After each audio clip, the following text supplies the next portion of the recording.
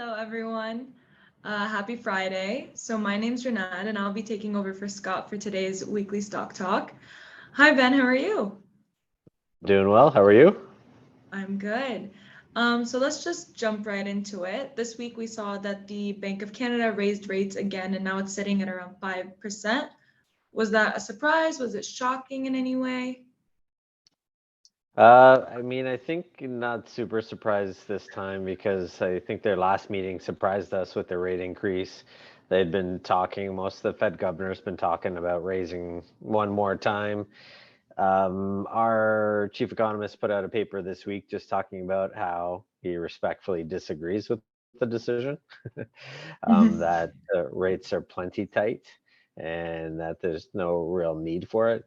I've had couple of conversations this week with clients just about inflation and where it is and what it means. And, I think we really should, or at least the bank should be separating out the different types of inflation, because they're trying to fight interest rates uh, uh, by trying to slow down supply issues. One of the big issues we have is food supply continues to be an issue, and so prices have gone up. But no matter how high they raise the rates, it's not going to have an impact on that.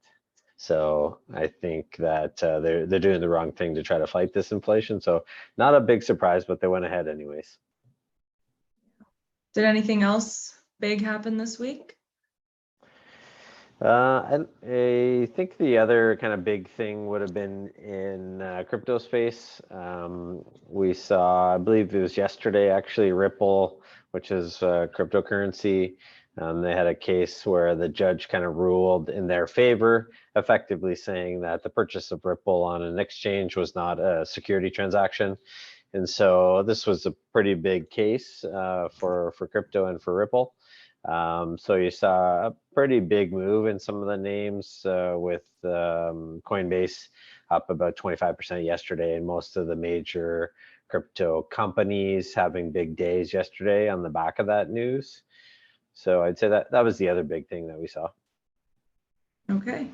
Did you make any changes to client portfolios this week? So no real changes.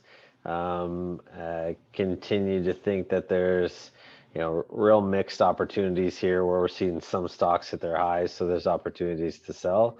But there's other names that are still way down from where they were, where you can look at some of these companies where it's a good company like PayPal.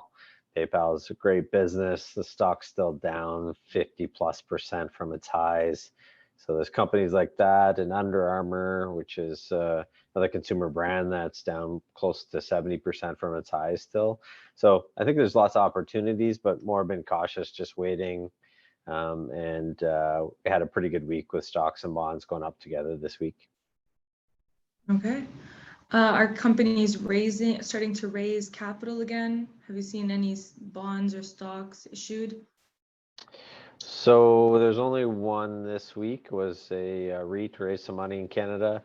On the bond side of things, last week we saw Gibson Energy raise something around $400 or $500 million, and that deal went pretty well.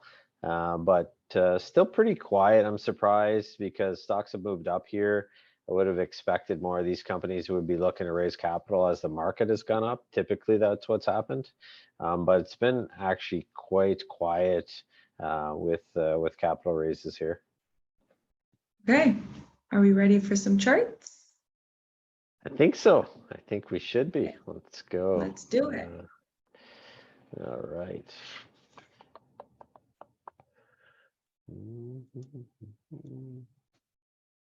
Just let me know if we're good.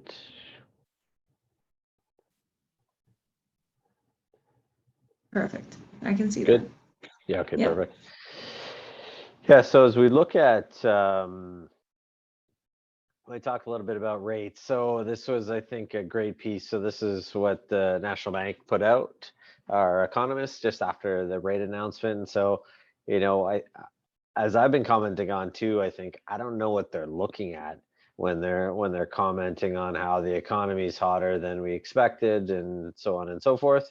And so if we look at this chart here, this is the Bank of Canada, saying that they're the dotted line throughout this slide. That's their report that shows where they expect growth to be. So 1.3%, I believe they said that number is. And so if you look at where National Bank is, we got a big zero here. So a big zero on this line.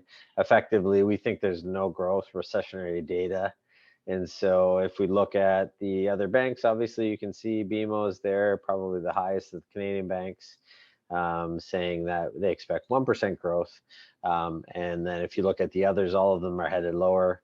If you look at Oxford, of course, for my clients that went to Oxford, have a couple of them, they're expecting contractionary data out of Canada. So, the Bank of Canada has this crazy optimistic view on where the economy is, but we tend to disagree.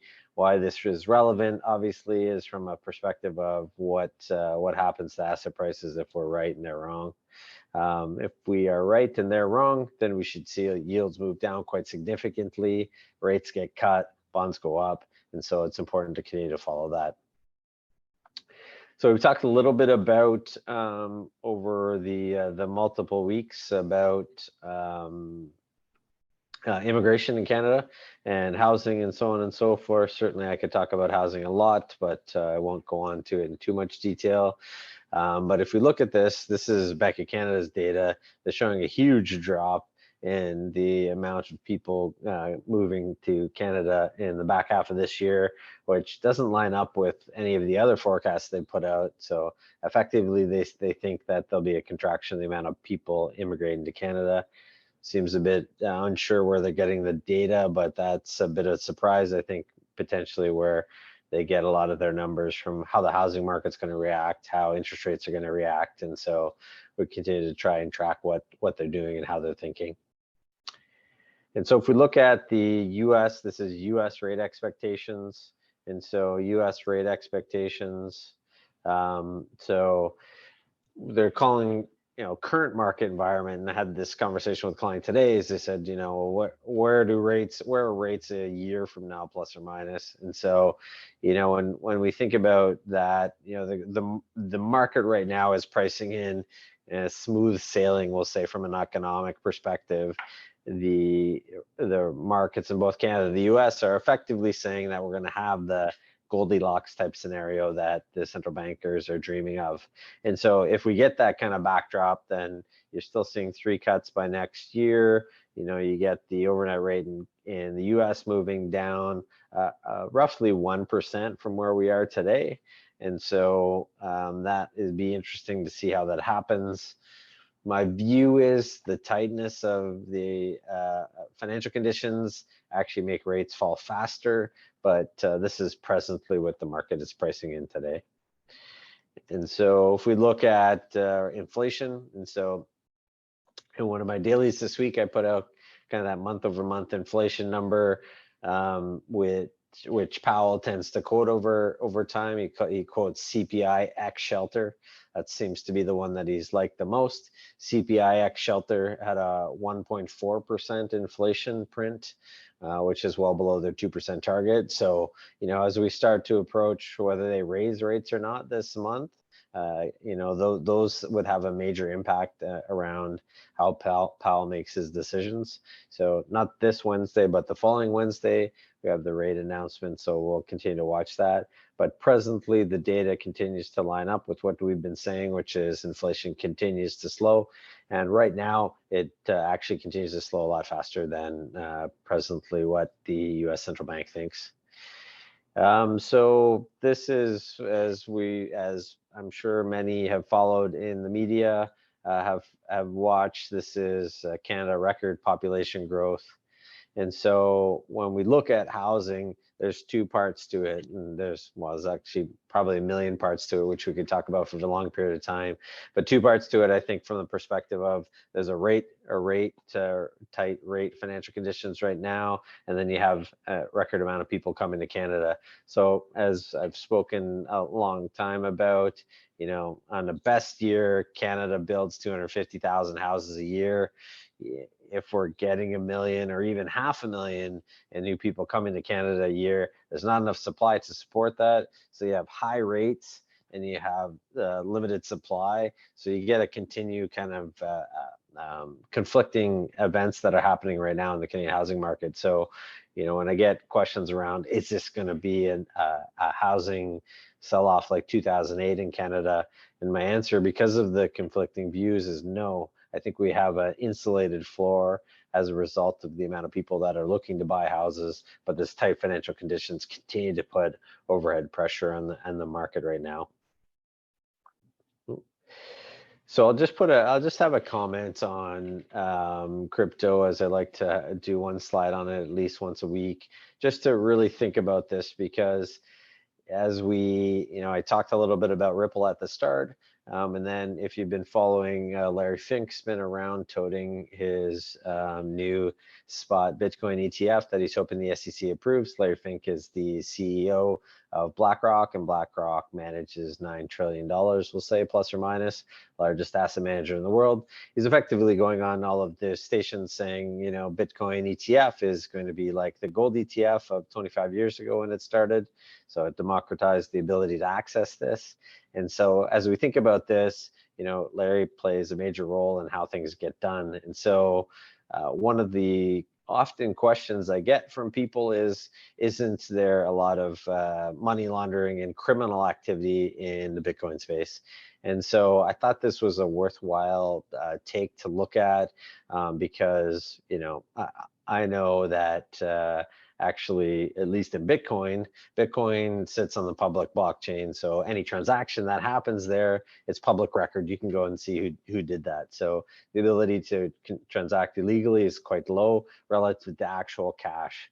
And so if we look at the statistics here, in 2023, it's estimated that money laundering is going to be somewhere in the neighborhood of $1.8 trillion.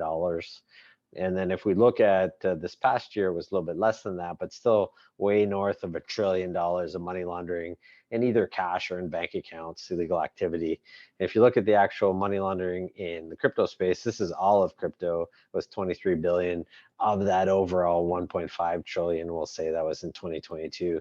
So it is quite small relative to the larger scale, which is still presently happens in wires and cash and so on and so forth. So it's actually anything that sits on the blockchain, it's a lot easier to track and provide surveillance of. So certainly something to think about when you're making a decision whether you want to have exposure to it or not.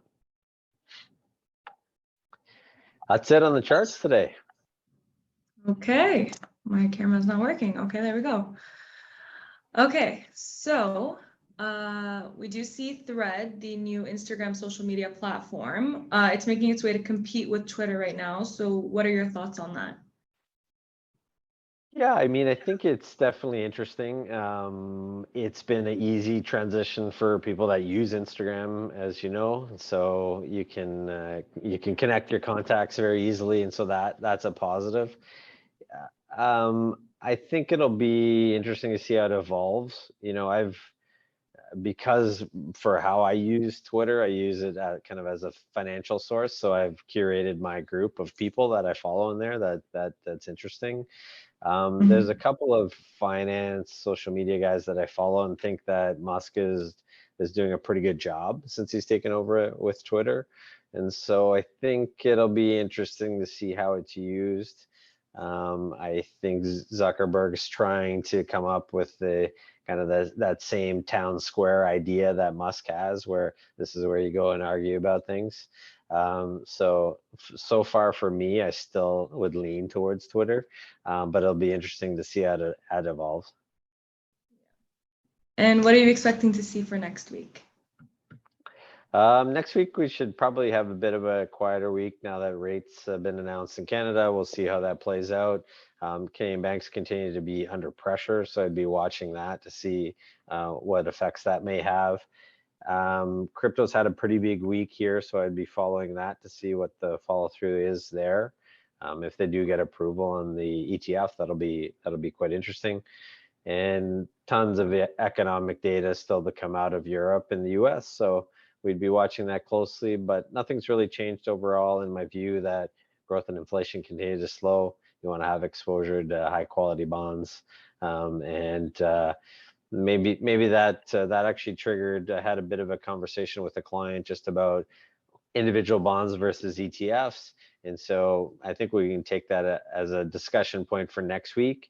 But bond ETFs are a lot of the ways I play to give clients exposure. And maybe next week we can talk about kind of the pros and cons of the two of them, owning direct bonds or ETFs. But yeah, not expecting anything dramatic next week, but we'll continue to watch the data closely. Okay. Any final thoughts before we end the week?